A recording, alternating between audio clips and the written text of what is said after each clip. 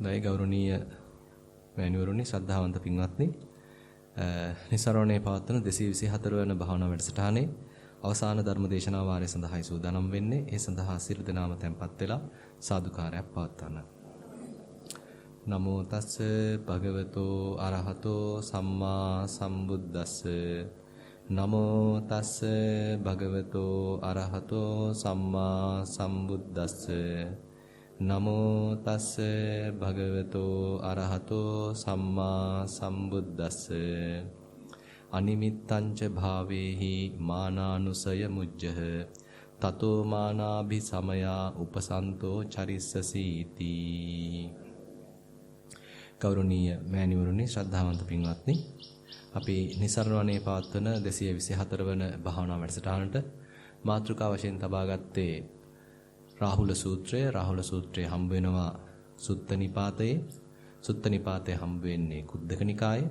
එතකොට මේ විශේෂයෙන්ම සුත්ත නිපාතය බොහොම පැරණි සූත්‍ර අඩංගු වෙන ග්‍රන්ථයක් වශයෙන්, එහෙම නැත්නම් බුදුරජාන් වහන්සේගේ මුල් බුදු සමයේම කියවිච්ච සූත්‍ර අඩංගු වෙන මේ කොටසක් වශයෙන් තමයි සාමාන්‍යයෙන් ප්‍රසිද්ධ. ඒකට අපිට හිතා ගන්න තියෙන්නේ මේ රාහුල ස්වාමීන් වහන්සේටත් බුදුරජාන් වහන්සේත් මේ සරියුත් මහ රහතන් වහන්සේත් වෙනත් යම් යම් තෙරුන් වහන්සේලාත් විටින් විට දීපු විවිධාකාර අවවාද අනුශාසනා ගොනු කළා, සංක්ෂිප්ත කළා, කැටි කළා සඳහන් වෙච්ච සූත්‍රයක් වශයෙන් තමයි අපිට හඳුනා ගන්න පුළුවන් මේ රාහුල සූත්‍රය.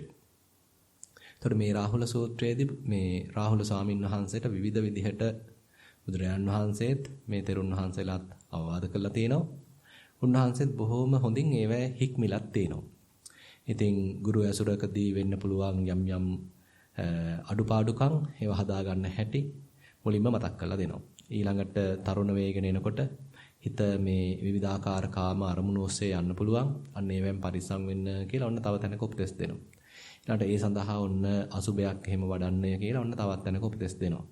ඊළඟට තවත් තැන්වලදී පුළුවන් තරම් මේ නිහතමානීව ඉන්න කියලා ඔන්න තවත් තැනකදී උපදෙස් දෙනවා.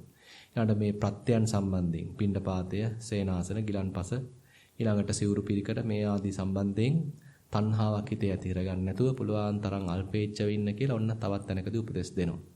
ඉතින් මෙහෙම දෙන උපදෙස් මාලාවේ අවසාන භාගයේ තමයි දැන් එක්තරා අන්දමකින් මේ ටික ටික තරුණ වියටපත් වෙලා බොහොම මොහුකුරා ගිය ප්‍රඥාවෙන් ටික ටික වැඩෙන මේ රාහුල ස්වාමින් වහන්සේට මේ රාහුල සූත්‍රයේ අවසන් වශයෙන් එක්තරා ගාතාවක් සඳහන් වෙනවා. අපි ඒකමයි ඊයේත් මාතෘකාව වශයෙන් තබා ගත්තේ. අදත් මාතෘකාව වශයෙන් තබා ගත්තේ එම ගාතාවමයි. අනිමිත්තං ච භාවේහි මානානුසය මුජ්ජහ. එතකොට මෙන්න මේ අනිමිත්ත සමාධියක් වඩන්න කියලා කියනවා. ඒ හරහා මානානුසය දුරු කළා දාන්න, මුලිනු පුටා දමන්න කියලා කියනවා. තස්මා මානාභි සමයා උපසන්තෝ චරිස්ස සීති. මෙන්න මේ අන්දමින් මානය සර්වාකාරයෙන්ම දුරු කළා, සමතික්‍රමණය කළා, බොහොම උපශාන්තව හැසිරෙන්න කියලා කියනවා. ඉතින් එතකොට අපිට තේරෙනවා මේ අනිමිත්ත සමාධියේ එහෙමනම් හැකියාවක් තියෙන්න ඕනේ මේ මානය උපුටා හැරීම සඳහා. අනිමිත්ත සමාධිය පුළුවන් ද අපිට එතකොට මේ විදිහට භාවිතා කරන්න. අනිමිත්ත සමාධියකින් පුළුවන් ද ආශ්‍රවයන් ඡය කරන්න භාවිතා කරන්න කියලා අපිට කෙනෙක්ට ප්‍රශ්නයක් නැගෙන්න පුළුවන්. ඒතර මේ කාරණාව බුදුරජාණන් වහන්සේ සඳහන් කරලා තියෙනවා පැහැදිලිව චූලසුඤ්ඤත සූත්‍රයේදී. චූලසුඤ්ඤත සූත්‍රය අපි පොඩ්ඩක් මතක් කරගත්තොත් බුදුරජාණන් වහන්සේ ටික ටික ඒ හිතක පැමිණෙන ශූන්‍ය ස්වභාවය, එහෙම නැත්නම් අරමුණු ටික ටික බැහැර කර කර අරමුණු වලින් ටික ටික හිත නිදහස් කරන ආකාරය පියවරෙන් පියවර සඳහන් කරලා තියෙනවා. උදාහරණයක් වශයෙන් කියනවා නම් කෙනෙක් නගරයක් ඇසුරු කරමින්, ගමක් ඇසුරු කරමින් ජීවත් වෙනවා. එතකොට සෑහෙන්න සංඥා බහුලයි, විවිධාකාර රාජකාරී බහුලයි. ඉතින් ඒ බඳු මට්ටමක ඉන්න කෙනෙක් විශේෂයෙන්ම මේ විවිධාකාරයේ සංඥා නිසා පෙළෙන ගතියක්, සංඥා වලින් පිරිච්ච හිතක් තියෙනවා. ඉතින් එයා ආරණ්‍යයකට පැමිණියාම ඒ ග්‍රාම සංඥාවන්, නගර සංඥාවන්, ඒවැය තියෙන විවිධාකාර රැකී ආරක්ෂා කටයුතු වෙන්න පුළුවන්. ඒ নানা ප්‍රකාර දේවල් වල පොඩ්ඩක් නිමග්න නොවි අන්න ඊට වඩා සංඥා අඩු මට්ටමකට ඔන්න පැමිණෙනවා. එතකොට ආරණ්‍යයේ තියෙන කාතකින් අරඤ්‍ය සංඥාවක්, කැලේ සම්බන්ධ සංඥාවක්, සත්තු සර්පය සම්බන්ධ සංඥාවක්. එතකොට තියෙන එකාතකින් බැලුවම සංඥා ටිකයි. ප්‍රමාණාත්මකව ගත්තොත් සංඥාවල අඩුවීමක් තියෙනවා. ඊට පස්සේ ඔන්න බුදුරජාන් වහන්සේ කියනවා ඒ තැනැත්තා ඊළඟට ඔන්න කයට හිත දාන්න උත්සාහත් වෙනවා. එතකොට මෙන්න සතර මහා ධාතුවක ඔන්න හිත පිහිටවන්න උත්සාහත් වෙනවා. වම දකුණ කියලා නැත්නම් පිම්බීමක් හැකිලීමක් කියලා මෙන්න මේ ආකාරයෙන් අන්න කෙනෙක් උත්සාහත් වෙනවා බොහොම මේ කයේ හිත පිහිටවන්න. ඒක සාර්ථක වුණොත් ඔන්න එක්තරා අන්දමකින් තවත් සංඥා අඩු වෙන ගතියක් තියෙනවා. දැන් හිතට තවත් බර අඩුයි. දැන් හිතට තවත් සංඥා අඩුයි. ඒ වෙනුවට දැන් හිත තවත් සරල වෙලා. ඒ හිත තවත් දැන් සැහැල්ලු වෙලා. දැන් ඒ හිතේ තියෙන්නේ මේ කය හා සම්බන්ධ යම් පිළීමක්, දැනීමක්, වේදනාවක්, සංඥාවක් පමණයි. මෙතෙක් වෙලා අර තිබිච්ච ඒ සංඥා බහුල ස්වභාවය වෙනුවට දැන් ඔන්න සංඥා අඩු වෙච්ච ගතියක් තියෙනවා. දැන් මේ කය හා සම්බන්ධ සංඥා ටිකක් විතරයි දැන් මේ යෝගාවචරයාගේ හිතේ තියෙන්නේ. ඊළඟට කෙනෙක් ඒකත් එහාට ගිහිල්ලා ඔන්න මේ හතරෙනුත් එකක් ඉස්සරහට එනවා ඇතැම් වෙලාවට අන්නේ එක දිහා බලනවා. පඨවි ධාතුව නම් ඉස්සරහට ආවේ මේ පඨවි ධාතුව දිහා හොඳින් බලනවා. ආපෝ ධාතුව නම් ආවේ ඒක දිහා බලනවා. තේජෝ ධාතුව නම් ඉස්සරහට ආවේ ඒක දිහා බලනවා. වායෝ ධාතුව නම් ඉස්සරහට ආවේ ඒක දිහා බලනවා. එතකොට ඒ එකක් තෝරගෙන ඒකට ප්‍රමුඛත්වය දීලා ඒක දිහා බලනකොට අර තුනක් යටපත් වෙලා තුනක් පස්සට ගිහිල්ලා. එතකොට අන්න තවත් සැහැල්ලු වීමක් තියෙනවා. දැන් හතරක පෙනීමක් නැහැ. හතරක සංඥා පැමිණීමක් නැහැ. තියෙන එකක සංඥා පැමිණීමක් පමණයි. අන්න හිත තවත් සැහැල්ලු වීමක්, හිත තවත් ඒකාග්‍ර වීමක්, හිත තවත් සරල වීමක්, හිත තවත් සංඥාවන්ගෙන් අඩු වීමක් අන්න සිද්ධ වෙනවා. දැන් මේ ඉස්සරහට ගත්ත මේ අරමුණත් ටික ටික ඔන්න ගෙවිගෙන යනවා. දැන් නගර සංඥා ඇතහැරුණා, ග්‍රාම සංඥා ඇතහැරුණා, අඹදරුවන් සම්බන්ධ සංඥා ඇතහැරුණා, ගෙවල් දොරවල් සම්බන්ධ සංඥා ඇතහැරුණා. ඊළඟට ආරණ්‍ය සම්බන්ධ සංඥා ඇතහැරුණා, ගහකොළ රතා සීපව සම්බන්ධ සංඥා ඇතහැරුණා. කයෙත් සතර මහා ධාතුන්ගෙත් ඔන්න තුනක්ම සම්බන්ධයෙන් සංඥාත් ඇතහැරිලා එකකුයි ඉස්සරහට ගත්තේ ඒකත් දැන් ගෙවි ගෙවි ෂය වෙවි යනවා. දැන් මේ මට්ටම් වලදී තමයි අර එකාතකින් විවිධාකාර ඇතුලේ තියෙන හිතේ තැම්පත් වෙලා තිබිච්ච සංඥාවන් ඉතින් හදලා දෙන්න ඉඩ තියෙනවා. මෙතෙන්දී තමයි පරිසං වෙන්න වෙන්නේ. සමහරලාට විවිධාකාර රූප වශයෙන් පේන්න ඉඩ තියෙනවා. ශබ්ද වශයෙන් ඇහෙන්න ඉඩ තියෙනවා. මේ වගේ මට්ටම් වලදී අපි තේරුම් ගන්න තියෙන්නේ මේවා ඇවිල්ලා හුදු සංඥා පමණයි. ඇහැට පේනවා වගේ පෙනුනට කනට ඇහෙනවා වගේ දැනුනට මේවා ඇවිල්ලා හුදු සංඥා පමණයි. මේවා මුලා නොවිය යුතුයි. ඒ වෙනුවට මේ ඉස්සරහට ගත්ත ඒ යම්කිසි රූප කර්මස්ථානයක් තියෙනවා නම් ඒ රූප කර්මස්ථානයේ ඔස්සේම ටික සංසිඳී යනවා. සියුම් වෙවි යනවා. ඒතර මේකේ එක්තරා මට්ටමක් අපි ඊයේ කතා කළා. මේකේ අපි හිතමු කෙනෙක් ප්‍රබල අන්දමින් හොඳට මේක සතිය දියුණු කරගෙන සමාධිය හදාගෙන මේ රූපේ කර්මස්ථානයේ හොඳින් හැදෙරෙනවා නම් රූප කර්මස්ථානයේම උනත් හිත සෑහෙන්න නුවණක් හදා ගන්නවා. රූප කර්මස්ථානයේ තුලම ඒකේ සමුදය ධම්මානුපස්සීවා කායස්මින් විහෙරති වය ධම්මානුපස්සීවා කායස්මින් විහෙරති සමුදය වය ධම්මානුපස්සීවා කායස්මින් විහෙරති කියලා බුදුරජාන් වහන්සේ කායानुපස්සනාවෙම සඳහන් කරනවා. එතකොට රූප කර්මස්ථානයකදී වුණත් එතකොට කෙනෙකුට මේ රූප ධර්මයන්ගේ ඇතිවීම නැතිවීම ස්වභාවයක් ඒවා විවිධාකාර හේතුප්‍රත්‍යයන් මුල් වෙලා හටගන්නා ස්වභාවයක් ඒ හේතුප්‍රත්‍යයන්ගේම අභාවයෙන් ඒ හටගත්තු ප්‍රතිඵලය දුර වෙලා යන ස්වභාවයක් ෂය වෙලා යන ස්වභාවයක් දැක ගන්න පුළුවන්. එතකොට සෑහෙන නුවණක් මේ කටයුත්ත හරහා කෙනෙකුගේ හිතේ වැඩෙනවා. ඉතින් මේකේ සමහරලාවට අපි හිතමු මේකෙම්ම මේ යෝගාවචරයා සමහරලාවට සෑහෙන නුවණක් හදාගත්තා නම් සමහරලාට දැන් අන්න හිතේ තිබිච්ච මේකටත් සම්බන්ධයෙන් තිබිච්ච යම් හෝ ඇල්මක් තියෙනවා නම් ඒකත් ඡය වෙවි ගිහිල්ලා රූප ධාතුයකෝ ආවසෝ රාගස්ස පහිනෝ හෝති රාගස්ස පහන වච්චිජ්ජතා රම්මනං පතිට්ඨා විඥානස්ස නහෝති කියලා බුදුරජාණන් වහන්සේ සඳහන් කරනවා. එතකොට මෙන්න මේ කොහේ හරි එල්බගෙන දැනට තිබුණ මේ රූප සංඥාවක් එක්ක විතරයි රූප ධාතුවක් එක්ක විතරයි ඒක සම්බන්ධෙනුත් යම්කිසි ඇල්මක් තිබුණා නම් ඒකත් දැන් ෂය වෙලා ගිහිල්ලා යම් අවස්ථාවක මේකිනුත් හිත මිදෙන්න පුළුවන් නිදහස් වෙන්න පුළුවන් අන්න හිත එක්තරා අන්දමකින් පිහිටි නැති ගතියක් විඥාණයෙන් නොපිහිටි පැත්තකට එන්න ඉඩ තියෙනවා. ඉතින් එතකොට මෙබඳු මට්ටම් වලදී තමයි අන්න කෙනෙක්ගේ හිත නිමිති නොගෙන ඉන්න තත්වයක් එහෙම නැත්නම් සංඥා නොගෙන ඉන්න තත්වයක් රූපයක් ඇසුරු නොකර ඉන්න තත්වයක් වේදනාවක් ඇසුරු නොකර ඉන්න තත්වයක් සංඥාවක් සංස්කාරයක් ඇසුරු නොකර ඉන්න තත්වයක් අත්දකින්න හම්බ වෙනවා. ක්ෂණ මාත්‍ර වශයෙන් කෙනෙක් මුලදී අත්දකිනවා ඒක ටික ටික අන්න වර්ධනය කරගෙන ගිහිල්ලා අන්න කෙනෙකුට එතකොට අනිමිත්ත සමාධි මට්ටමක් දක්වා යන්න අවස්ථාව ලැබෙනවා. ඉතින් මේ කාරණාව බුදුරජාන් වහන්සේ සඳහන් කරනවා චූල ශුන්්‍යත සූත්‍රයේදී තස්ස අනිමිත්තේ චේතෝ සමාධිම්හි චිත්තං පක්ඛන්දති පසීදති සම්තිට්ඨති අධිමුච්ඡති. දැන් අර තිබිච්ච අනිකුත් දේවල් විවිධාකාර අපිටම මේකට සමත සමාධියක් උනත් වෙන්න පුළුවන්. ඒකේ හරහා ගිහිල්ලත් ඒක අතහැරලා මේකට හිත නංවන්න ඉඩ තියෙනවා. ඊළඟට රූප කර්මස්ථානයක් වෙන්නත් පුළුවන්. ඒක හරහා ගිහිල්ලා ඒත් ඔක්කොම අතහැරලා නිමිති නොගන්නා මට්ටමකට හිත නංවන්න ඉඩ තියෙනවා. වේදනා කර්මස්ථානයක් වෙන්නත් පුළුවන්. වේදනාව හරහා ගිහිල්ලත් වේදනාව ක්‍රමානුකූලව ෂේ වුණාට පස්සේ ඒක අතහැරලා දාලා මේ අනිමිත්තට හිත නංවන්න ඉඩ පුළුවන්. හිත දිහා බලාගෙන උනත් වෙන්න පුළුවන්. හිතේ පැමිණි විවිධාකාර ස්වභාවයන් අතහැරලා දාලා ඔන්න නිමිති නොගන්නා ස්වභාවයකට හිත නංවන්න ඉඩ තියෙනවා. සමාධිම්හි චිත්තම් පක්ඛන්දති. ඒ තුලට හිත නංවනවා. ඒ තුල හිත බස්සනවා. ඊළඟට පසීදති. ඒ තුලම හිත ප්‍රසන්න විදිහට හසුරුවනවා. සම්තිට්ඨති. ඒක දැන් අරමුණු කරගෙන අරමුණු කියනවට වඩා අරමුණු කියන වචනේ එච්චර ගැලපෙන්නේ නැහැ එතෙන්ට. මොකද අරමුණක් නැහැ. එතන තමයි හිත දැන් තියෙන්නේ. එතන තමයි හිත පුළුවන් තරම් පවත්වන්න අනුත්සාහත් වෙන්නේ. දැන් එකතකින් මේ මට්ටමත් බුදුරජාණන් වහන්සේ පෙන්වනවා මේකත් මේ ටිකක් වෑයම් කරලා අර වගේ ගමනක් ගිහිල්ලා විරවීරිය දරලා සමාධියක් වඩලා ප්‍රඥාව හදලා තමයි මේ தත්ත්වෙ ගත්තේ. ඒ නිසා කියනවා අයම්පිකෝ අනිමිත්තේ චේතෝ සමාධි අபிසංකතෝ. දැන් මේ අනිමිත්ත චේතෝ සමාධියත් සකස් කරපු ගතියක් තියෙනවා. අபிසංචේතයිතෝ. මේකත් මේ මුලින් මෙන්න මෙහෙම කරන්න ඕනේ කියලා ගානට ක්‍රමයේ දැනගෙන තමයි ඔන්න ඔතෙන්ට යවෙන්නේ.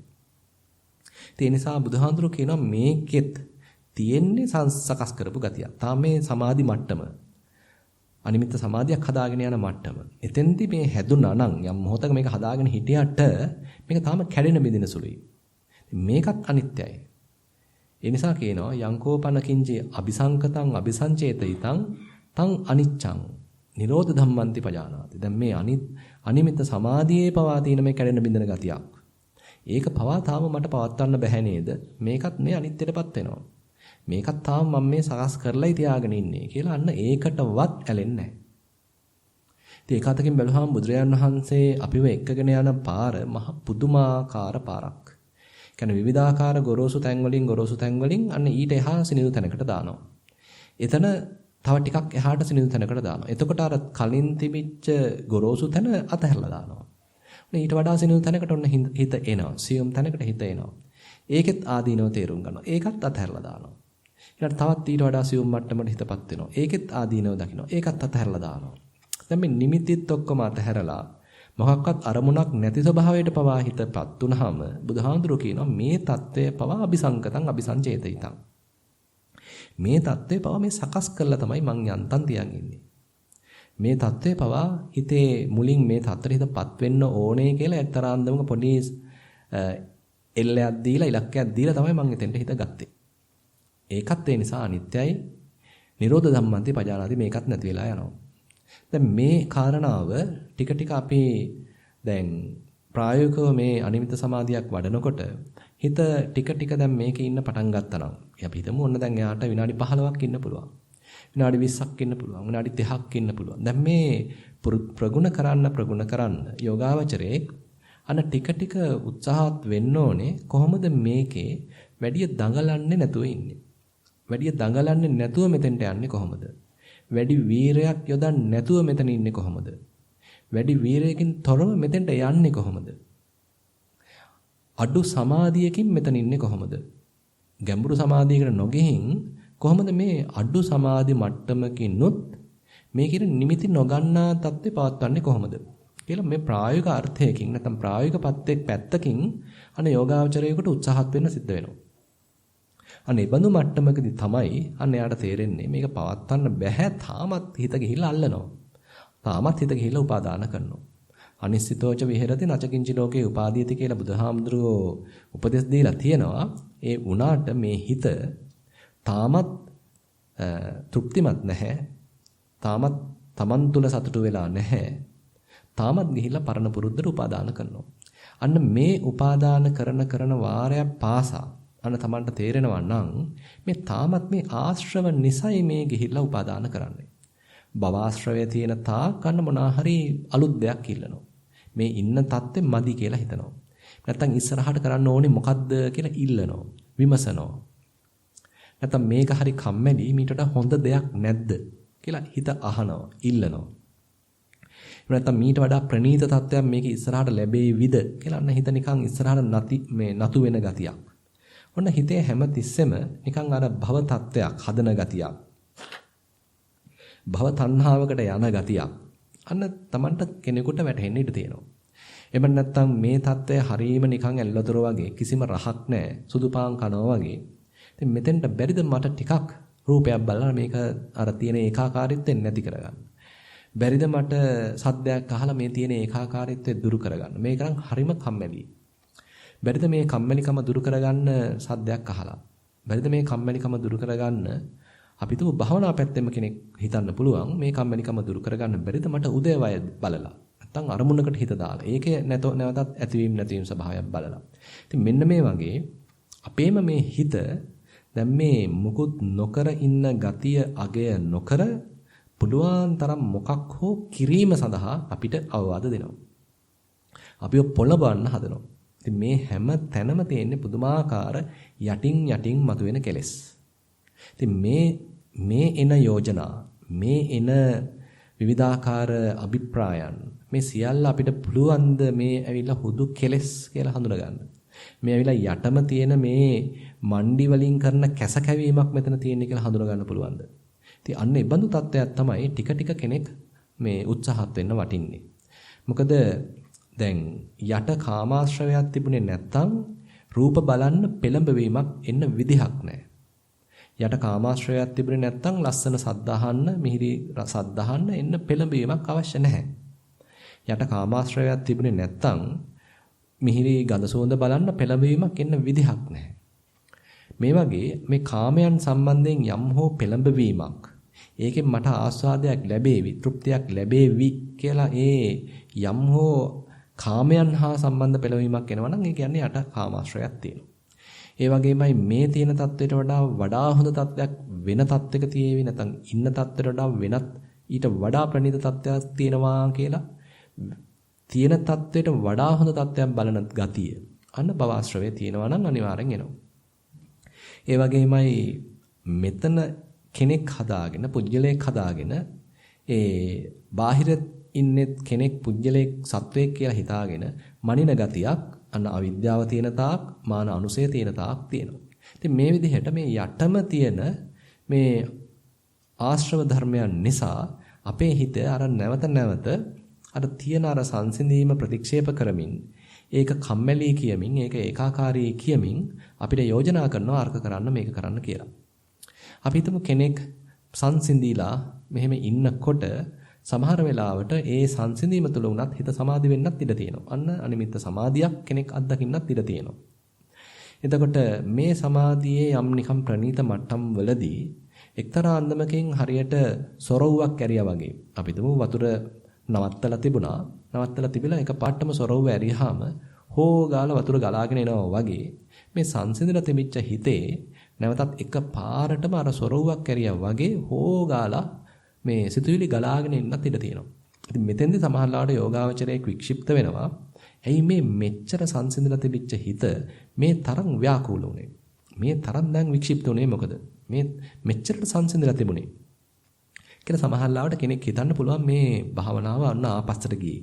පිරිහුණා කියලා හිතෙන්න පුළුවන්. නමුත් මෙතන තමයි එකාතකින් මේ අර තැම්පත් වෙලා තියවිච්ච මණ්ඩි ටිකක් අන්න ගලෝලා යන අවස්ථාවක්. එක පැත්තකින් කියනවා නම් අපි තුල යම් පාරිශුද්ධියක් සිද්ධ වෙන අවස්ථාවක්. ඒ කියන්නේ අපේ හිතේ එක එක ස්තරවල යම් දේවල් තැම්පත් වෙලා තිබුණා නම් යම් මණ්ඩි කහට තැම්පත් වෙලා තිබුණා නම් අර මේ අනිමිත්ත සමාධියක තියෙන ඒ බොහොම නිර්මල මට්ටමේදී ඒක බොහොම තැම්පත් වෙලා ප්‍රණීත වෙලා තියෙන මට්ටමකදී අර හිතේ යට තිබිච්ච ඒ යම් මණ්ඩි ටිකක් ගැලවිලා යන්න අවස්ථාව ඊට තියෙනවා. ඒ බඳු අවස්ථාවකදී ඉතින් යෝගාවචරයට කරන්න තියෙන්නේ ඒ කිසිම දෙයක් ගැන සැලෙන්නේ නැතුව. ඒක මම මගේ කරන්න යන්නේ නැතුව. ඒකට මේ එළියට යන මේ මණ්ඩි ගැන හොයන්නේවත් නැතුව ඒ සම්බන්ධයෙන් මේ එකක්වත් මම නෙමෙයි, මේ එකක්වත් මගේ නෙමෙයි, මේ එකක්වත් මගේ ආත්මය නෙමෙයි කියලා ටිකක් තැම්පත්ව ඉවසිල්ලේ ඉඳීමක් පමණයි කරන්න වෙන්නේ. ඒක අතකින් කියනවා නම් අපි හිතමු කෙනෙක්ගේ හිත සංසුන් වෙලා තිබුණා. හැබැයි දන්නේම නැතුණ ආයේ හිත රාගෙට වැටුණා. හැබැයි දැන් මේ වෙලාවේදී රාගය එකපාරට දුරු කිරීම සඳහා අසුබයක් ගැනීම හෝ එහෙමත් නැත්නම් මේක එපා කියලා ඒක පයින් පා ගන්න හෝ ප්‍රතික්ෂේප කරන්න හෝ යන්නේ නැතුව අන්න පුළුවන් නම් නිකන් පැත්තකට වෙලා මේ දිහා බලාගෙන ඉන්න. නිකන් වේදිකාවක සරසිල්ලක් සිද්ධ වෙනවා, දර්ශනයක් සිද්ධ වෙනවා, නාට්‍යයක් රඟපානවා. කිසිම කෙනෙක් ඔල්වර සම් දෙන්නේ නැතුව, කිසිම උනන්දුවක් නැතුව නිකන් ඔහේ බලන් ඉන්නවා වගේ. කිසිම උනන්දුවකින් තොරව බලන් ඉන්නවා වගේ. අනුන්ගේ දෙයක් දිහා බලන් ඉන්නවා වගේ. පරතෝ බැල්මකින් බලාගෙන ඉන්න පුළුවන් නම් අන්න මේ ටික ඇවිල්ලා අන්න ෂය වෙලා යනවා. ඒ බඳු ෂය වීමක් සිද්ධ වුණා නම් අන්න හිත අර කලින් තිබුණ ස්තරයට වඩා යට ස්තරයකට බහින්න ඉඩ තියෙනවා. එතකොට අන්න ආයෙත් හිත තැම්පත් වීමක්, ආයෙත් අර තිබුණට වඩා පිරිසුදු වීමක්, නිර්මල වීමක් සිද්ධ වෙන්න පුළුවන්. ඉතින් ඒක අතකින් බැලුවාම මේ බඳු මේ ස්තර ගැලවී යන ගතියක්, තට්ටු ගැලවී යන ගතියක් සමහර වෙලාවට යෝගාවචරයට අත්දකින්න හම්බ වෙන්න පුළුවන්. ඉතින් මේ මට්ටම් වලදී අපි සැලෙන්න නරකයි. මේක මේ ආපස්සට යාමක්ක පිරිහීමක්ක එහෙම කියලා තේරුම් ගන්න තියෙන්නේ.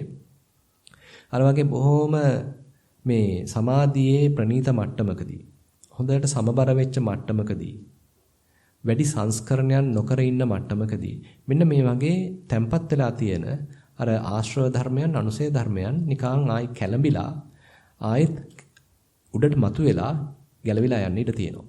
ඉතින් මේ ක්‍රමය හරහා බුදුරජාන් වහන්සේ පෙන්වලා දෙනවා මෙන්න මේ විදිහට තස්ස ඒවං ඥානතෝ ඒවං පස්සතෝ කාමාසවාපි චිත්තං විමුච්ඡති. භවාසවාපි චිත්තං විමුච්ඡති. අවිජ්ජාසවාපි චිත්තං විමුච්ඡති. දැන් මේ අනිමිත්ත චේතෝ සමාධිය භාවිතයෙන්ම අන්න බුදුරජාන් වහන්සේ කියනවා කාමාශ්‍රවේනුත් මේ සිත නිදහස් වෙනවා. භවආශ්‍රවේනුත් මේ සිත නිදහස් වෙනවා. අවිජ්ජාශ්‍රවේනුත් මේ සිත නිදහස් වෙනවා.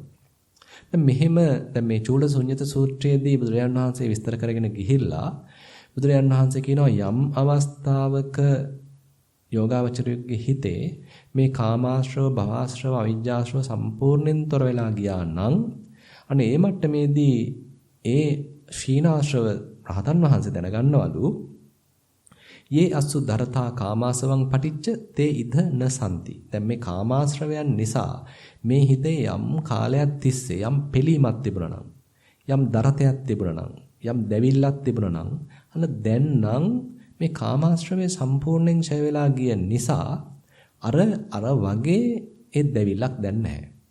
ඒ වගේමයි භවආශ්‍රවයක් නිසා මේ හිත මෙතෙක් කාලයක් යම්කිසි පිළීමක් ලැබුවා නම්, සලිත වීමක් සිද්ධ වුණා නම්, අරක ඉල්ලලා මේක ඉල්ලලා කෑ ගහන ගතියක් මේ හිතේ තිබුණා නම් අන්න ඒ බඳු භවආශ්‍රවයක් දැන් මේ හිතේ නැහැ. ඊළඟට අවිජ්ජාශ්‍රවයක් නිසා මේ හිතේ යම් හෝ තණ්හාවක්, මාන්නයක්, දිට්ඨියක් ආවනම්, සත්පුද්ගල ස්වභාවයක් කරහා මාන්නයක් හදාගත්තා නම් මේ එකක්වත් නැහැ. අවිජ්ජාශ්‍රවයත් ගැලවිලා ගිහිල්ලා. ඉතින් බුදුරජාණන් වහන්සේ මේ ශුන්්‍යත මට්ටම තමයි උපරිම ශුන්්‍යත මට්ටමක් වශයෙන් සඳහන් කරන්නේ. එතකොට ඒ මට්ටම ශුන්්‍යත විදිහට සඳහන් කළාට මාර්ගයට පාදක වෙලා තියෙන්නේ අනිමිත්ත සමාධිය. ඉතින් එතකොට මේ චූල ශුන්්‍යත සූත්‍රයේදී මේ විදිහට ආශ්‍රවයන් ඡය කිරීමක් අනිමිත්ත සමාධිය හරහා කරන්න පුළුවන් බව එහෙමනම් භාගතුන් වහන්සේ පෙන්ලා දීලා තියෙනවා. දැන් රාහුල සූත්‍රයේදී රාහුල ස්වාමීන් වහන්සේට ඍජුවම දැන් මේ අවවාද කළා තියෙන්නේ අනිමිත්තංච භාවේහි මානානුසය මුජ්ජහ. ඒතර මේ මාන අනුසය දුරු කරන්න කියලා තමයි කියන්නේ මේ අනිමිත්ත සමාධිය භාවිතා කළා. එතකොට රාහුල ස්වාමීන් වහන්සේම බුදුරජාණන් වහන්සේව හම්බ වෙලා උන්වහන්සේගෙන්ම නැවත මේ ප්‍රශ්නෙමත් අහලා තියෙනවා. දැන් මේ අවවාදේ ලැබිලා තියෙනවා. මේක කරන්නේ කොහොමද කියලා රාහුල ස්වාමීන් වහන්සේ වතා කීපයකදීම අහලා තියෙනවා. ඉතින් එක අවස්ථාවකදී මෙන්න මේ විදිහට රාහුල ස්වාමීන් වහන්සේ බුදුහාමුදුරන්ගෙන් අහනවා. කතන්නකෝ භන්තේ ජානතෝ කතම් පස්සතෝ ඉමස්මින්ච සවිඥානකේ කායේ බහිද්දාච සබ්බ නිමිත්තේසු අහංකාර මමංකාර මානානුසය නහොන්තිති.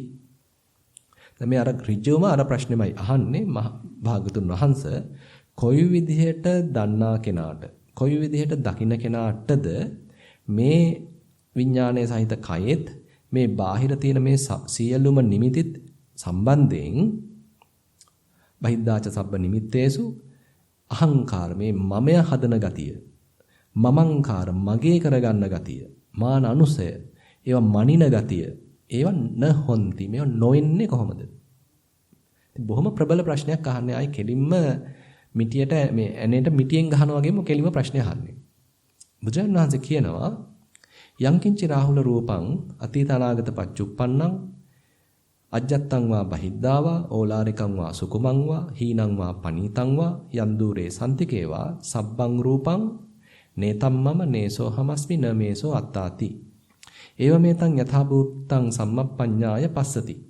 දැන් ඔන්න රූපස්කන්ධයේ පැත්තෙන් බුදුරජාණන් වහන්සේ රාහුල ස්වාමීන් වහන්සේට උපදෙස් දෙනවා. මේ රූපස්කන්ධය සම්බන්ධයෙන් රාහුල කොයිම අවස්ථාවකදීවත් ඕනම මට්ටමක රූපයකට මේක මේ අතීතයේ දැක්කයි කියලා කියන රූපයක් වෙන්න පුළුවන්, ඇහුණයි කියලා කියන ශබ්ද රූපයක් වෙන්න පුළුවන්, දැනුණයි කියන ගඳ රස රූප වෙන්න පුළුවන්, නැත්නම් කයට දැනිච්ච යම්කිසි පොට්ටබ්බ රූපයක් වෙන්න පුළුවන්, ස්පර්ශයක් වෙන්න පුළුවන්. මේ කිසිම දෙයක් අතීතය හා සම්බන්ධ කිසිම මෙබඳු රූපයක් නම් මම මගේ කරගන්න එපා. ඊළඟට වර්තමානයේත් මේ පෙනෙන, ඇහෙන, දැනෙන මේ කිසිම දෙයක් මම මගේ කරගන්න යන්න එපා. අනාගතය සම්බන්ධයෙන්ුත් ප්‍රාර්ථනා කරන, බලාපොරොත්තු වෙන, සිහිනමවන මේ කිසිම දෙයක් මම මගේ කරගන්න යන්න එපා. එතකොට රූපේ සම්බන්ධයෙන්ුත් මේ විදිහටම කියනවා. ඊළඟට වේදනාවන් සම්බන්ධයෙන්ුත් මේ විදිහටම කියනවා. සංඥාවන් සම්බන්ධයෙන්ුත් මේ විදිහටම කියනවා. සංස්කාරයන් සම්බන්ධයෙන්ුත් මේ විදිහටම කියනවා.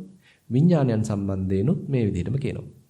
තවත් පැත්තකින් කියනවා නම් කිසිම තැනක මේ ස්කන්ධයක් උපාදාන කරගෙන මම මගේ කරගන්න යන්න එපා කියලා තමයි කියන්නේ. කෙටියෙන් කියනවා. ඉතින් එතකොට දැන් මේ රාහුල ස්වාමීන් වහන්සේට සිද්ධ වෙනවා තමන්ගේ හිත කොයි වෙලාවෙද ගිහිල්ලා මේවා මම මගේ කරගන්නේ කියලා එහෙනම් ඇහැ ගහගෙන ඉන්න. එහෙම නැතුව මේ එකපාරට මේ එළියේ තියෙන රූපයක් ඇවිල්ලා කියන්නේ නැහැනේ මෙයා මේ මාව මම මගේ කරගන්න එපා කියලා. අපේ හිතනේ ගිහිල්ලා මේවා අල්ලන්නේ. එහෙමනම් අපි අපේ හිත දිහාම බලාගෙන ඉන්න වෙනවා. කොයි වෙලාවද මේ හිත ගිහිල්ලා මේ අතීත රූපයක් අල්ලගෙන පැටලෙන්නේ. නැත්නම් අතීතයේ විඳපු වේදනාවක් අල්ලගෙන පැටලෙන්නේ කොයි වෙලාවෙද? අතීතයේ අත්දකපු යම්කිසි සංඥාවක් අල්ලගෙන පැටලෙන්නේ කොයි වෙලාවෙද? එහෙම නැත්නම් මේ හිතේම යම් හෝ සංස්කාරයක්. මේක මේ කුසල සංස්කාරයක් වෙන්නත් පුළුවන්, අකුසල සංස්කාරයක් වෙන්නත් පුළුවන්. මේ කුමන හෝ සංස්කාරයක් අල්ලගෙන ඒක මම මගේ කරගන්නේ කොයි වෙලාවෙද කියලා අන්න එකwidehatකින් මේ හිත ගැන පුදුම අවධානයකින් ඉන්න වෙනවා. ඒතකොට ඒ බඳු අවධානයකින් ඉන්න කෙනෙකුට තමයි අන්න තේරුම් ගන්න පුළුවන් වෙන්නේ අර හිතේ තිබුණ එක්තරා අන්දමක සංසිඳීමක්, අල්ලපු නැති ගතියක්, අනිශ්චිත ස්වභාවයක් තිබුණා.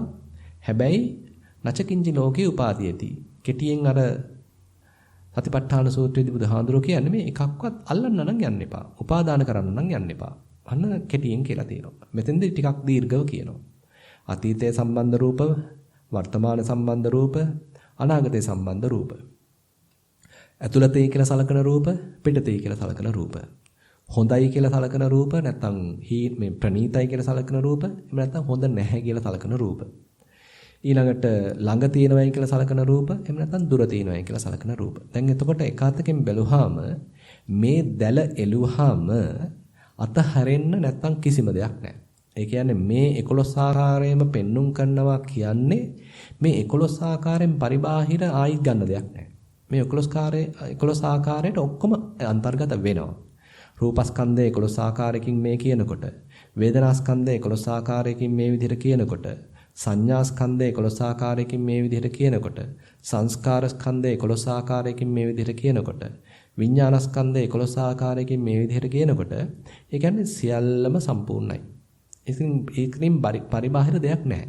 ඒතර මේ සියලු කිසිම දෙයක් මම කරගන්නත් එපා, මගේ කරගන්නත් එපා, මගේ ආත්මය කරගන්නත් එපා.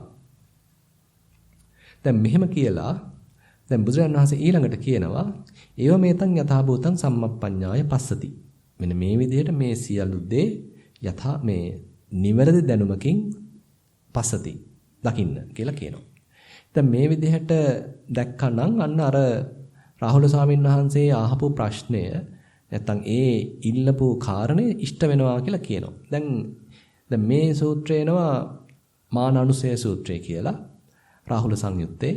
ඊළඟට ඒ ළඟම තවත් සූත්‍රයක් තියෙනවා මාන අපගත සූත්‍රය කියලා. මානය දුරු වෙච්ච මනසක් ගැන ආයෙත් මේ රාහුල ස්වාමීන් වහන්සේම නැවතත් අහලා තියෙනවා. ඉතින් අපිට තේරෙනවා දැන් මේ රාහුල ස්වාමීන් වහන්සේ නැවත බුදුරජාණන් වහන්සේ සමග සාකච්ඡා කරපු ගතිය, සරියුත් මහරහතන් වහන්සේ එක්ක සාකච්ඡා කරපු ගතිය, වෙනත් ස්වාමීන් වහන්සේලා එක්ක සාකච්ඡා කරපු ගතිය මේ සූත්‍ර දිහා බැලුවම හොඳටම ප්‍රකටයි.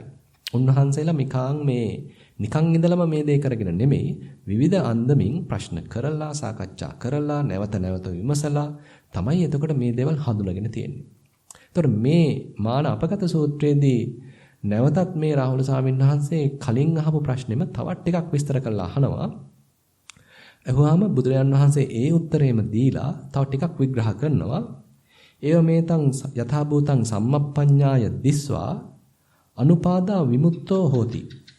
අර විදිහට මේ දේවල් මේ නිවැරදි ප්‍රඥාවෙන් දැක්කනම් එකක්වත් උපාදාන නොකර හිත නිදහස් කරගන්න කියලාත් කියනවා.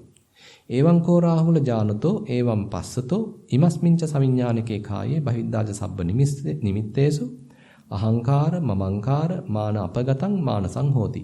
දැන් මේ විදිහට යම්සි කෙනෙක් කරා නම් අන්න ඒ හිත එතකොට මේ මමෙක් හදන්නෙත් නැහැ මගේ කරගන්නෙත් නැහැ ඊළඟට මානය හා සම්බන්ධයෙන් හිතේ මනස දෙයක් ඇත්තෙත් නැහැ ඊළඟට විදා සමතික්කන්තං කියලා ඔන්න තවත් විස්තර කරනවා. දැන් මේ පුජ්‍යලය අල්ලගෙන මනන ගතිය මම හොඳයි යා නරකයි මම උසස් යා පහත් මම දන්නවා එයා දන්නේ නැහැ. දැන් මේ හැමතැනම තියෙන එක අතකින් ගත්තාම අපි උඩින් තියාගන්න ගතිය. නැත්තම් මමත් එකයි එයත් එකයි. මමත් සමානයි එයත් සමානයි. අපි දෙන්න සම තැන ඉන්නේ. මේ සමාන කළ මනින ගතිය. එහෙම නැත්තම් එයා හොඳයි මම නරකයි. මම දුප්පත් එයා පොහොසත්. මම නම් ගන්න දෙයක් නැහැ එයා නැතිනම් හරි උසස් කෙනෙක්. මේ ඒත් මනින ගතියක්. මේ මාන්නෙන් කරන මේ ත්‍රිවිධාකාර මැනීම් සත්වය පුජ්‍යලය තනාගෙන අපි මේ මාන්නය මුල් කරගෙන කරන මේ විවිධාකාර මේ පැති තුනක් මුල් කරගෙන කරන මේ සියලුම ආකාරයේ මැනීම් විදා සමතික්කන්ත මේ සියල්ල නැති වෙලා යනවා කියලා කියනවා. සන්තං අන්න හිත සාන්ත වෙනවායි කියලා කියනවා. සුමි මුත්තන්ති හිත මනවින් මිදුණා කියලා කියනවා. ඉතින් මෙන්න මේ කාරණාව එතකොට නැවත නැවතත් රාහුල ස්වාමීන් වහන්සේට බුදුරජාන් වහන්සේ පැහැදිලි කරලා දෙනවා. එතකොට එහෙමනම් මේ ස්කන්ධයන් නැත්නම් විවිධාකාර මේ රූප, සද්ද, ගන්ධ, රස මේ ආදී ස්වභාවයන් නැවත නැවත මේ හිත අල්ලනකොට ඒ එකක්වත් මම මගේ කරගන්න යන්න එපා. ඒ එකක්වත් මගේ ආත්මයක් කරගන්න යන්න එපා. රූපයක් අල්ලද්දි වෙන්න පුළුවන්, වේදනාවක් අල්ලද්දි වෙන්න පුළුවන්, සංඥාවක්, සංස්කාරයක්, විඥානයක් වෙන්න පුළුවන්. මේ කිසිම දෙයක එහෙමනම් මමෙක් හදන්න විදිහක් නැහැ. කෙනෙක් හදන්න විදිහක් නැහැ. මගේ කරගන්න විදිහක් නැහැ. ආත්මයක් තියෙනවා කියලා සාරයක් තියෙනවා කියලා ගන්න දෙයක් නැහැ. ඉතින් ඒකතකින් කෙනෙකුට හිතෙන්න පුළුවන් ඉතින් මෙහෙම කොහොමද කරන්නේ කියලා ඉතින් කෙනෙකුට හිතෙන්න පුළුවන්. ඉතින් කොයි තරම් මේක සූක්ෂමද කියනවා නම් බුදුරජාන් වහන්සේ කියනවා මම ඉන්නවා කියලා හිතන එක පවා අස්මීති භික්ඛවේ මානගත මේතං. මහණෙනි මෙන්න මේ මම ඉන්නවා කියලා හිතෙන්නෙත් මාන්නෙටේ කියලා කියනවා. අයං අහං අස්මීති මානගත මේතං. මේ මං වෙමි කියලා මොකක් හරි දැන් අපි හිතමු රූපය අල්ලගෙන මේ අපි හිතමු කැඩපතක් ඉස්සරහට ගියා කණ්ණාඩියක් ඉස්සරහට ගියා. දැන් ඔන්න රූපේ පේනවා. මේ ඉන්නේ මම. ඒ කියන්නෙත් මාන්නෙන් කියලා කියනවා. එහෙම නැත්තම් කෙනෙක් මම නැහැ කියලා හිතුවොත් එතනත් ඒ කියන්නෙත් මාන්නෙන් කියලා කියනවා.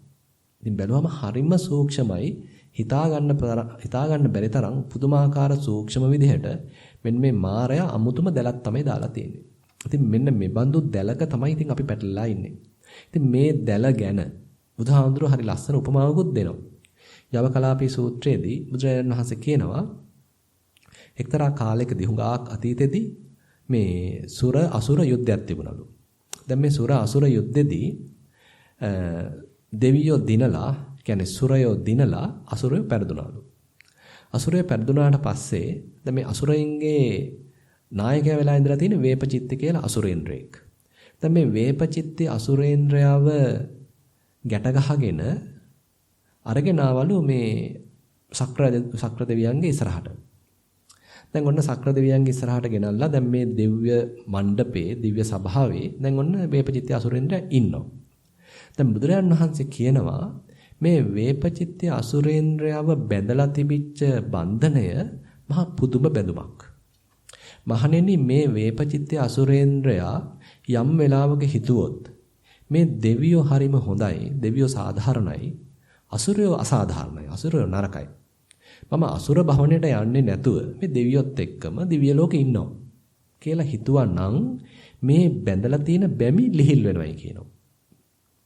බැරි වෙලාවත් මේ වේපචිත්‍ය අසුරේන්ද්‍රය හිතුවොත් මේ දෙවියෝ නරකයි, අසුරයෝ හොඳයි, අසුරයෝ සාධාරණයි, මම මේ දෙවියන්ගෙන් මිදලා අසුර භවනට යනවා කියලා හිතුවොත් අන්න බැමි තද වෙනවයි කියලා කියනවා. බුදුරජාණන් වහන්සේ කියනවා මෙන්න මේ වගේ මේ වේපචිත්‍ය අසුරේන්ද්‍රයා හිතන ආකාරය මත තමයි මේ බැම්ම තදවීම හෝ බුරුල් වීම වෙන්නේ.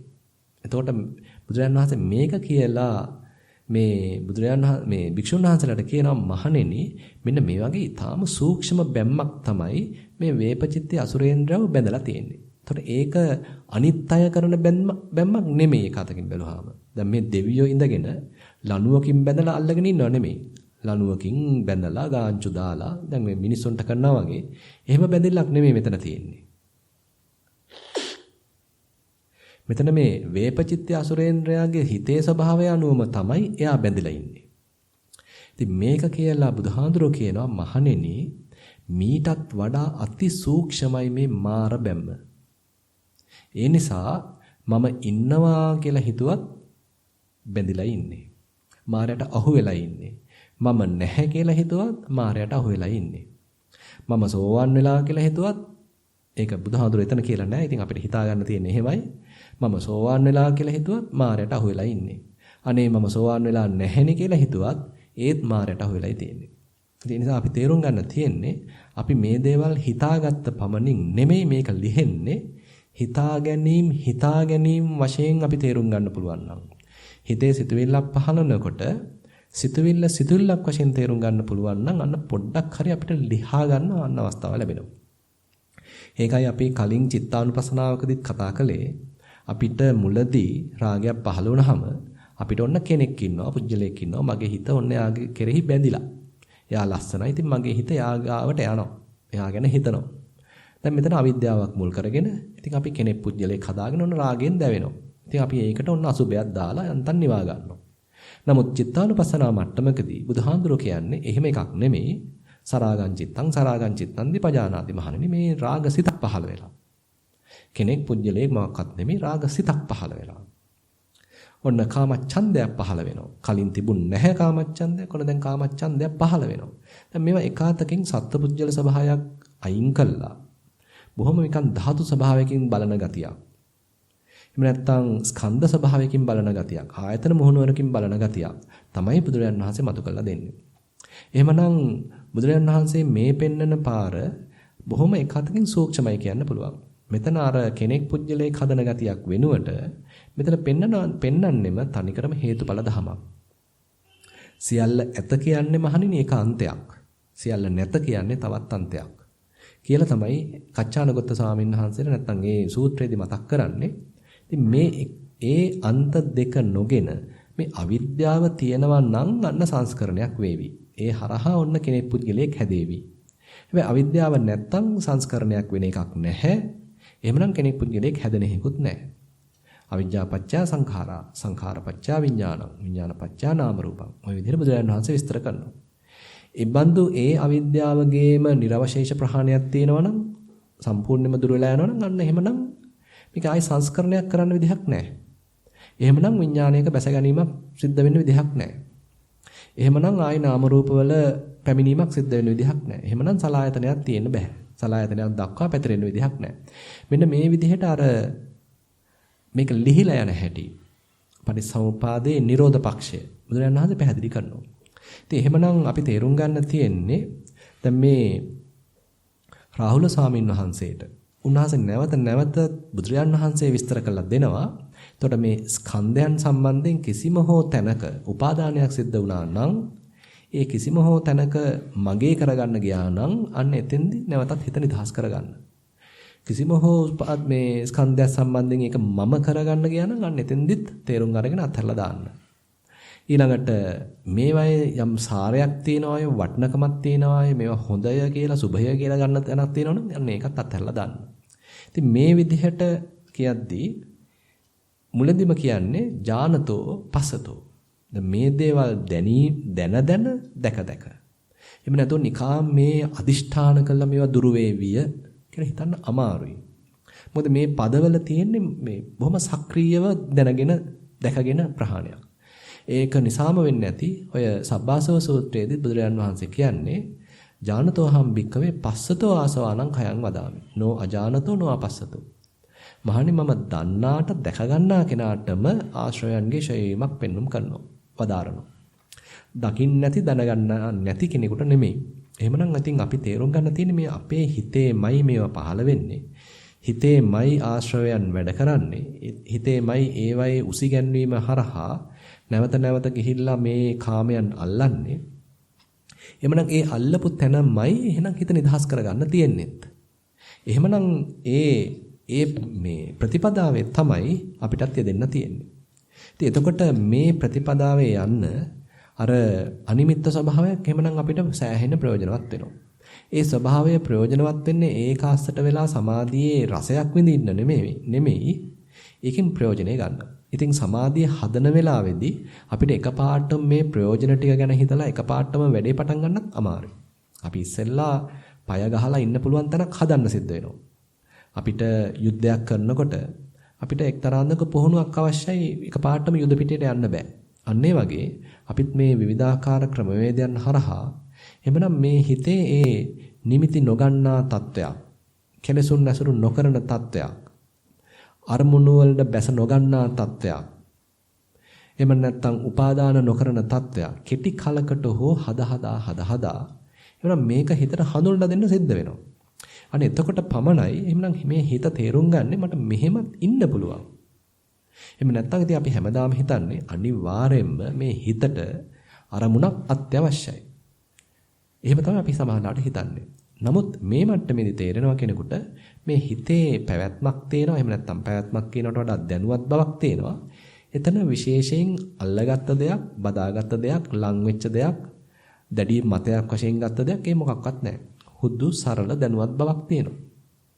ඒ දැනුවත් බව තුල ඉන්න අන්න හිතේ තව කෙලෙස් හඳුනා ගැනීමක්, තව ආශ්‍රවයන් ඡය වීමක්, තව අනුසය ධර්මයන් ප්‍රහාණය වීමක් අන්න සිද්ධ වෙලා යාවි. ඉතින් මේ తত্ত্বය හරිම ලස්සනට බුදුරජාණන් වහන්සේ තවත් උළු ගන්නවලා තියෙනවා මෙන්න මේ විදිහට. දැන් මෙතන ඉන්නේ වැඩි පිරිසක් පැවිදි පිරිස නිසා මට හිතුණා මේ ගාතාවත් ඉදිරිපත් කළා මේ ධර්මදේශනාව අවසන් කරන්න. බුදුරජාණන් වහන්සේ කියනවා කන්හං ධම්මං විප්පහාය සුක්ඛං භාවේත පණ්ඩිතෝ ඕකා අනෝකං ආගම්ම විවේකේ යත්ථ දුරමං. දැන් මේ කළු ධර්ම අතහැරලා සියුම් ධර්ම සුදු ධර්ම වඩන්න කියලා කියනවා. ඒ කියන්නේ අකුසල කර්මයන් අතහැරලා කුසල කර්මයන් වඩන්න සුක්ඛං භාවේත පණ්ඩිතෝ. මේ කුසල ධර්මයන් පණ්ඩිතයා වර්ධනය කරන්න. ඕකා අනෝකං ආගම්ම විවේකේ යත්ථ දුරමං. දැන් මේ ගෙවල් අතහැරලා ආපු මිනිස්සයා විවේකේ යත්ථ දුරමං. දැන් මේ මොකක්වත් නැති මේ විවේක ස්වභාවය ඒක හිත ඇලෙන්නේ දුරමං කියලා කියන්නේ ඒකයි. හිත අලවන්න අමාරුයි. හිත කැමති නැහැ එතෙන්ට. හිත කියනවා නෑ මීට වඩා හොඳයි පොඩ්ඩක් රූපයක් බැලුවා නම්.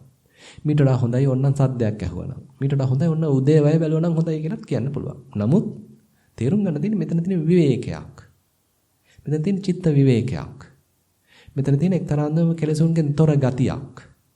නිමිති නැති ගතියක්. අනිශ්චිත ස්වභාවයක්. මේක ඉතින් මුලදී හිතට හරිම අපුලක් තියෙන්නේ. හිතට කිසිම ඇල්මක් නැහැ මෙතෙන්ට. හිත රමණය කරන්නේ නැහැ එතන. ඉතින් බුදුහාඳුරු නැවත කියන්නේ මේ ගෙවල් දොරවල් අතහැරලා ආපු කට්ටිය.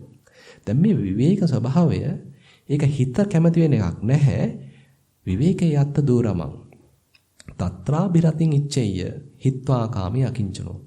දැන් අන්න ඒ විවේක ස්වභාවය ඒකට හිත පොඩ්ඩක් දාන්න. ඒකට හිත පොඩ්ඩක් නංවන්න. හිත්වා කාමී අකිංචනෝ. මේ කාමයන් අතහැරලා දාලා. ඒවා මුකුත් ගන්නෙ නැතුව. පරියෝදපේය අත්තානං චිත්තක්ලේශේහි පණ්ඩිතෝ. මෙන්න මේ විදිහට කරමින් මේ ප්‍රඥාවන්තයා මේ හාත්පසින් මේ කෙලෙස් ප්‍රහාණය කරන්න. කියලා ඔන්න ආරාධනා කරනවා. එහෙනම් ඉතින් අපිත් මේ ආරාධනාවන් පිළිගෙන මේ රාහුල ස්වාමීන් වහන්සේට දීපු මේ අවවාදේනොත් හොඳින් තේරුම් අරගෙන මේ භාවනා ක්‍රමයනොත් ප්‍රායෝගිකව අපි තුල වඩාගෙන අපි තුලත් තියෙන මේ විවිධාකාර ආශ්‍රව ධර්මයන් අනුසය ධර්මයන් ප්‍රහාණය කිරීම සඳහා අපිත් පුළුවන් තරම් උත්සාහත් වෙමු. මේක අද වේද හෙට වේද එන අවුරුද්ද මේක අවසන් වෙයිද කියලා කියන්න බෑ. බුදුරජාණන් වහන්සේ ඒ සම්බන්ධයෙන්ුත් කියන්නේ දිගට කරගෙන යන්න කියන එක තමයි. ඒ කියන්නේ බුදුහාමුදුරුවෝ කියන්නේ යම්කිසි කිකිලියෙක් බිත්තර 8ක් හෝ 10ක් හෝ 12ක් හෝ දානවලු. දාලා යා ඒක හැමදාම රකින්නවලු. ඉතින් යාට දිනවල අදත් ඒ බිත්තර ගොඩ උඩ රකින්නවා. හෙටත් ඉතින් ඒක උඩ ඉඳගෙන ඉන්නවා. අනිත් දවසෙත් ඒක උඩ ඉඳගෙන ඉන්නවා. ලොකු වැඩක් කරන්නත් නැහැ බැලුවාම. ඒක උඩ ඉඳගෙන ඉන්නයි තියෙන්නේ. එතන තමයි යන්නේ යාගේ කාර්ය සිද්ධ වෙන්නේ. ඉතින් බුදුහාමුදුරුවෝ කියනවා දැන් මේ කිකිලිට විශේෂ උවමනාවක්, ඇල්මක්, ප්‍රාර්ථනාවක්වත් එන්නේ නැහැලු. මේ මගේ පැටවු ටික මෙන්න මෙදා මේ මුව තුඩින් ඇනලා හෝ නියසිලින් ඇනලා හෝ මේ බිත්තර කට්ට කඩාගෙන එළියට ඒවා කියලා ප්‍රාර්ථනාවක්වත් නැහැලු මේ කිකිලිට. හැබැයි එයා ඒ වැඩේ කරපු නිසා මේ පැටවු ටික කවදා හෝ බොහොම සුවසේ නියසිලින් ඇනලා හරි මුව තුඩින් ඇනලා හරි මේ බිත්තර කටු කඩාගෙන එළියට එනවලු. ඔන්න ඔය වගේ කියනවා යම්සි කෙනෙක් මේ ක්‍රමානුකූලව මේ ධහමේ හැසිරෙනවා නම් මේ ධහමේ යෙදෙනවා නම් බුදුරජාණන් වහන්සේ කියපු මාර්ගය ප්‍රතිපදාව අනුගමනය කරනවා නම් ඒක අතකින් අපිට හිතා ගන්න තියෙන්නේ මේවා ප්‍රාර්ථනා කර මේවම ඉල්ල ඉන්නවට වඩා අපි කටයුත්තේ යෙදෙනවා නම් හේතුඵල ධමයක් අනුව මේ දේවල් සිද්ධ වේවි. ඉතින් ඒ බුද්ධ වචනය අපි ගරු කරගෙන අපිත් මේ ප්‍රතිපදාවේ යෙදෙමු වෙන දවසක මේවා වේවි. ඉතින් ඒ සඳහා අප සියලු දෙනාටම මඟ පෙන්වීමක් ඒ සඳහා අප සියලු දෙනාටම ධෛර්යයක් අද දින ධර්ම දේශනාවෙනුත් ඒ වගේම මේ දින කීපයක් තිස්සේ 8ක් තිස්සේ අපි කරපු මේ ධර්මදේශනා මාලාවෙනුත් ඉෂ්ට වේවා සිදු වේවා කියලා ප්‍රාර්ථනා කරමින් මේ ධර්මදේශනා මාලාව સમાપ્ત කරනවා. සියලු දෙනාටම තෙරුවන් සරණයි.